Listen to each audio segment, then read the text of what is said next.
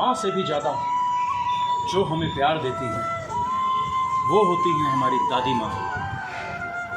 ऐसा ही कुछ प्यार मुझे मिला मेरी दादी माँ से। आज जब भी मैं आसमान की तरफ देखता हूँ तो मुझे उनका हंसता हुआ चेहरा नज़र आता है, हंसता हुआ चेहरा नज़र आता है। ऐसा लगता है मुझे देखकर आज भी वो ऊपर से मुस्कुरा रही हैं, मुस्कुरा रही हैं।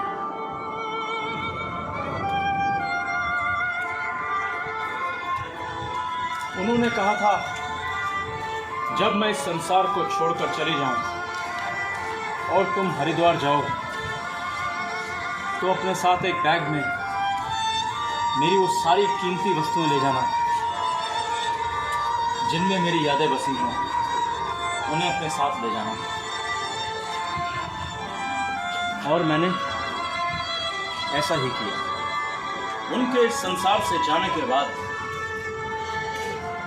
उनकी 10वें दिन की रस्म निभाने के लिए मैं पहुंचा हरिद्वार। हरिद्वार एक पवित्र धार्मिक स्थान है। ऐसा माना जाता है कि हर की पौड़ी पर भगवान विष्णु जी के चरण पड़ते थे, इसलिए इस स्थान को हरि की पौड़ी के नाम से जाना जाता है। हरिद्वार में गंगा नदी प्रथम प्रवेश करती है। ओम भूर्भुवः स्वः तत्सवितुर्वरेण्यं भर्गो देवस्य धीमहि धियो यो न प्रचोदयात्। आज एक बार फिर वो पुरानी यादें ताज़ा हो रही हैं। मेरी दादी जी के जाने के बाद, हरिद्वार में उनकी सारी रस्में जाने के बाद, जब मैं हरिद्वार पार्किंग में अपनी गाड़ी की तरफ बढ़ रहा था, तभी रास्ते में मुझे एक बुजुर्ग महिला लेटी हुई मिली। मैंने चलते चलते उससे पूछा, कैसी हो अम्मा?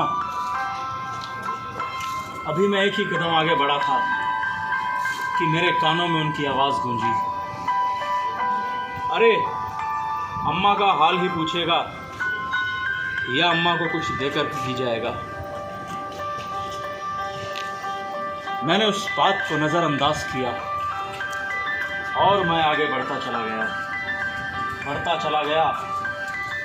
जैसे जैसे मेरे कदम आगे बढ़ रहे थे, मुझे दादी माँ की वो बात याद आ रही थी जिसमें उन्होंने कहा था कि वहाँ अगर तुमसे कोई कुछ मांगे तो मेरा वो बैग उन्हें दे देना।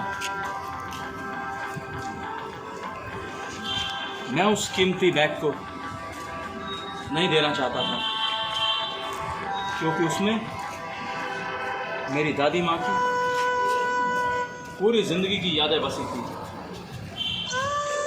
मैं उन्हें अपने से दूर नहीं करना चाहता था।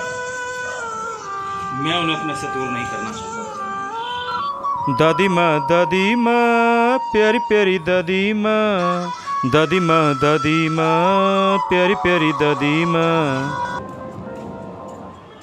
लेकिन क्योंकि उन्होंने कहा था कि अगर कोई कुछ भी मांगे तो मेरे उस बैग को उसे दे देना, इसलिए मैं उनके द्वारा कही गई किसी भी बात को ज़ाया नहीं करना चाहता था। और मैंने विचार बनाया कि उस बैग को, उन कीमती यादों को मैं अम्मा को सौंप दूंगा। इसी विचार के साथ मैं हरिद्वार में पार्किंग में खड़ी अपनी गाड़ी की तरफ बढ़ा। वहाँ से उस बैग को लिया